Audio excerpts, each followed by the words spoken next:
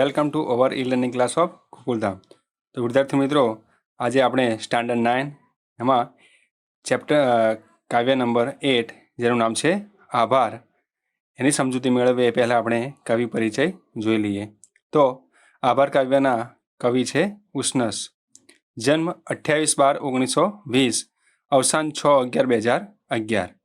તો નટવરલાલ કુબેરદાસ પંડ્યા ઉષ્ણસ. તો જે નટવરલાલ કુબેરદાસ પંડ્યા એમનું ઉપનામ છે ઉષ્ણસ, કે એમનું ઉપનામ એટલે કે ઉષ્ણસની એમને જાણવામાં આવે છે, જાણીતા છે. તેમનો જન્મ વડોદરા જિલ્લાના સાવલી ગામે થયો હતો. તેમણે અધ્યાપક અને આચાર્ય તરીકે કામગીરી કરી હતી. પ્રસૂન, નેપથ્ય, આદ્રા, મનોમુદ્રા, તૃણનો ગ્રહ, સ્પંદ અને છંદ, કિંકણી, ભારત દર્શન, અસ્વસ્થ, રૂપના લય, વ્યાકુલ વૈષ્ણવ, પૃથ્વીને પશ્ચિમ ચહેરે અને શિશુલોક તેમના કાવ્ય સંગ્રહો છે. તેમની સમગ્ર કવિતા સમસ્ત કવિતા નામે પ્રગટ થઈ છે. સદમાતાનો ખાંચો તેમની સ્મરણ કથા છે. તેમને રણજીતરામ સુવર્ણચંદ્રક, ગુજરાત સાહિત્ય અકાદમી અને સાહિત્ય અકાદમી દિલ્હીના પુરસ્કારો એનાયત થયા હતા. તો વિદ્યાર્થીઓ, તમને કયા કવિને કયો પુરસ્કાર પણ મળ્યો છે એ પણ એમાંથી ઘણા બધા પ્રશ્નો પૂછાતા હોય છે. તો હવે આપણે જે સોનેટ એટલે કે કાવ્ય જે જોવાનું છે, સાહિત્ય સ્વરૂપ સોનેટ કાવ્ય સ્વરૂપમાં કવિ પોતાની અનુભૂતિ 14 પંક્તિની મર્યાદામાં વ્યક્ત કરતો હોય છે અને અંતિમ 2 પંક્તિઓમાં સમગ્ર કાવ્યભાવ વ્યક્ત કરતી અસરકારક છોડ સિદ્ધિ કરતો હોય છે. આ સોનેટમાં કવિએ આધુનિક યંત્રયુગને ચિત્રાત્મક રીતે મૂક્યો છે. માનવ જાતે કુદરતથી મોં ફેરવી લીધું છે, પણ કુદરતે એનો આદિમ મહિમા ગુમાવ્યો નથી. કવિ પ્રકૃતિ તરફ આભારની લાગણી વ્યક્ત કરે છે. કાવ્યની પ્રથમ પંક્તિમાં જ કવિ લખે છે, અમે તો આકાશો ભણી પીઠ કરીતી ને ભીંત ચણી હતી, છતાં અમારા ઘરની છેક ભીતર હજુ પણ કબૂતરો, હોલા અને ચકલીઓ આવે છે. રસોડામાં તેમના દ્વાર પડતા તણખલા, તેમની ચીંચી, ટહુકા અને ખરેલા પીંછાઓથી કવિને ખૂબ સારું લાગે છે. હજુ સારું છે કે ભીંતની તરણમાં પૂછું વગર જ ઘાસ ઉગે છે. આમ માણસે ઊભી કરેલી કૃતક કઠોર ભીંતોને તોડીને પણ પ્રકૃતિ તેની પાસે દોડી આવે છે. અંતિમ 2 પંક્તિઓમાં આખા કાવ્યની ચોટ ધારદાર રીતે વ્યક્ત કરતા કવિ લખે છે, માટીએ તેનામાં હજી પેલા જે આદિમ મૂળો સાચવી રાખ્યા છે, જેથી વાડ છોડે પ્લાસ્ટિકના ફૂલો ખીલતા નથી. માણસ ભલે બદલાયો, પણ પ્રકૃતિએ તેના ગુણધર્મો જાળવી રાખ્યા છે. એ બદલ કવિની આભારની લાગણી વ્યક્ત કરે છે. તો આ જે થયો એ કાવ્યમાં કઈ કઈ બાબતો છે અને કવિ પરિચય. તો હવે જે આભાર જે સોનેટ જે કાવ્ય જે છે એને આપણે વિસ્તૃત સમજૂતી એની મેળવીશું.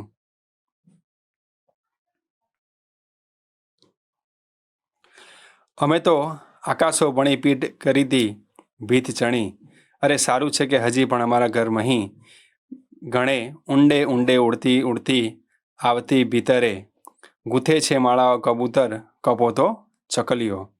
લઈ આવે થોડું ગગન ઘરમાં ઈમીસ વળી, અમો સૌના ઋણી નભતી ઘરમાં જેથી નભતા. હજી સારું છે કે શિર પર રસોડે તણખલા, ઝીણી ચીંચી ટહુકા મલમલી પીંછાઓ ખરી રહે. હજી એ આવે છે વનની લીલી કહેવા પરિકથા, હવામાં આઘેનું પર્ણ મનમાં છેક ખરતું.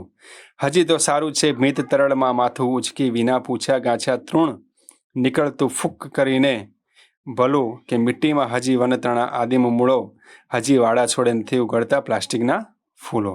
તો વિદ્યાર્થી મિત્રો કે છે પહેલી જ જે પંક્તિ જે છે કે અમે તો આકાશો ભણી પીઠ કરીતી ભીત જણી. તો અત્યારે આપણે જોઈએ છીએ કે જૂના મકાનો આપણને બહુ ઓછા જોવા મળે છે. અત્યારે આપણે જોઈએ તો બધે આપણને પાકા મકાનો જોવા મળે છે કે ધાબાવાળા મકાનો મળે છે. એટલે કે છે અમે આકાશો ભણી, કે જે આપણી જે ટેરેસ હોય છે, બરાબર, કે ધાબુ પર કે પાકું મકાન હોય રીતિ સિમેન્ટવાળું, તો એટલે કે છે અમે આકાશો તરફ પીઠ કરીતી ભીંત ચણી. અમે સારું છે કે હજી પણ અમારા ઘર મહી ઘણે ઊંડે ઊંડે ઉડતી ઉડતી આવી ભીતરે. એટલે કે અમે ભલે એ આકાશો તરફ ભીંત ચણી લીધી હોય, પણ હજુ કે સારું છે કે અમારા ઘરમાં કંઈક ઊંડે ઊંડે ઘણે ઉડતી ઉડતી કંઈક ભીતરે ગૂંથે છે માળાઓ. તો ક્યાંક ઘરમાં તમે જોયું હશે કે ક્યાંક કબૂતર કે કપોત કે ચકલીઓ પણ એ પોતાના જે માળાઓ ઘરમાં બનાવતા હોય છે કે સ્કૂલોમાં પણ તમે ક્લાસમાં પણ ઘણી જગ્યાએ તમે કબૂતર આવતા જોયા છે. તો એક છે જ્યારે કબૂતર જે કપૂત જે ચકલિયો ભલે કે છે અમે આકાશ તરફ કે ભીંત ચણી લીધી હોય, પણ જે ચકલિયો જે કપૂત જે કબૂતર જે બધા ઘણા બધા પક્ષીઓ છે એ અમારા ઘરમાં આવે છે અને ગગન ઘરમાં એ મિસ વળી એ બહાને કે છે ગગન આખું જે આકાશ છે, મિસ એટલે કે બહાના, એ બહાને પણ કે અમારા ઘરમાં જાણે કે આકાશ આવી ગયું હોય, ગગન એટલે કે આકાશ, કે અમારા ઘરમાં આકાશ હોય એવું અમને લાગે છે. અમો સૌના ઋણી, કે અમને એ બધા પક્ષીઓના અમે આભારી છીએ, ઋણી છીએ કે નભતી કર્મા જેથી નભતા હજી સારું છે કે શિર પર રસોડે તણખલા. તો ક્યાંક આપણા ઘરમાં રસોડામાં કે ક્યાંક ફરતા હોઈએ તે આપણે ઘણી જગ્યાએ ચકલીઓના જે પીંછા કે અન્ય પક્ષીના પીંછા પણ આપણા માથામાં કે રસોડામાં આપણને જોવા મળે છે. ઝીણી ચીંચી ટહુકા મલમલી પીંછાઓ ખરી રહે, હજી આવે છે વનની લીલી કહેવા પરિકથા.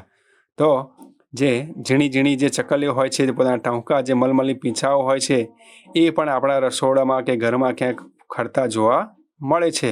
ત્યારે કવિ પણ આ એ પક્ષીઓનો એ કુદરતનો આભાર માને છે કે અમારા ઘરમાં જાણે કે આકાશ કે આબ ગગન અંદર ઘરમાં જ આવી ગયો હોય એવું લાગે છે. વનની લીલી કહેવા પરિકથાઓ, કે વન એટલે કે જંગલની જે કથાઓ છે, જે લીલી કથાઓ છે એ પણ કે છે અમને ઘરમાં કહેવા આવે છે. હવામાં આગેનું પર્ણ મનમાં છે કે ખરતું, જાણે કે આગેનું જે હવામાં કંઈક એ પર્ણ જે મનમાં છે કે છે કે અમારા મનમાં એ જે બધા પીંછાઓ ખરે છે એ મને જાણે કે પક્ષીઓ જ અંદર ઘરમાં છે, આખું આકાશ ઘરમાં છે એવું મને લાગે છે. હજી તો સારું છે ભીંત તરડમાં માથું ઉચકી વિના પૂછ્યા ગાછા તૃણ નીકળતું ફૂંક કરીને. તો તમે પણ વિદ્યાર્થી મિત્રો જોયું છે કે ક્યાંક દિવાલ હોય તો ત્યાં તિરાડમાંથી પણ ઘણી જગ્યાએ કોઈ નાનો છોડ ઉગતો હોય, જે તૃણ એટલે કે ઘાસ ઉગતું નીકળતું તમે જોયું હશે. તો એ પણ કે સારું છે હજુ કે અમને પૂછ્યા વિના પણ એ તિરાડમાંથી એ ઘાસ ઉગતું હોય છે ફૂંક કરીને. ભલું કે મિટ્ટીમાં હજી વન તણા આદિ મૂળો, હજી વાડા છોડે નથી ઉગડતા પ્લાસ્ટિકના ફૂલો. તો આપણે તો મનુષ્ય માનવીય કે છે એ પક્ષીઓ તરફથી કે જે કુદરતી જે છે એનાથી મોં ફેરવી લીધું છે, પણ પક્ષીઓ જે તૃણ જે ઘાસ છે કુદરતી પણ હજુ એમના મોં ફેરવ્યા નથી. જે આદિમ જે માટી છે એમના જે આદિમ મૂળો છે હજુ એમનો જે સ્વભાવ છે છોડ્યો નથી. માણસો બદલાઈ ગયા છે પણ જે કુદરતે છે એમનું મોં ફેરવ્યું નથી. કારણ કે જે માટીમાં જે વૃક્ષો થાય છે કે હજી પણ કે છે વાડા છોડે પ્લાસ્ટિકના ફૂલો ઉગતા નથી. તો અહીંયા જે કુદરતનું જે સારો જે વાસા છે, આપણે મનુષ્ય ભલે મોં ફેરવી લીધું હોય પ્રકૃતિ તરફથી, પણ પક્ષીઓ જે તૃણ જે ઘાસ છે એ તો હજુ આપણી સાથે જ છે. તો અહીંયા કુદરતનું શું મહત્ત્વ છે એ અહીંયા સરસ રીતે આભાર કાવ્યમાં સોનેટમાં સરસ રીતે કવિએ વાત કરી છે. તો અહીં મિત્રો જે આભાર જે સોનેટ છે એ અહીંયા પૂર્ણ થાય છે. તો આ જે અસ્વસ્થમાંથી લેવામાં આવ્યું છે. Thank you.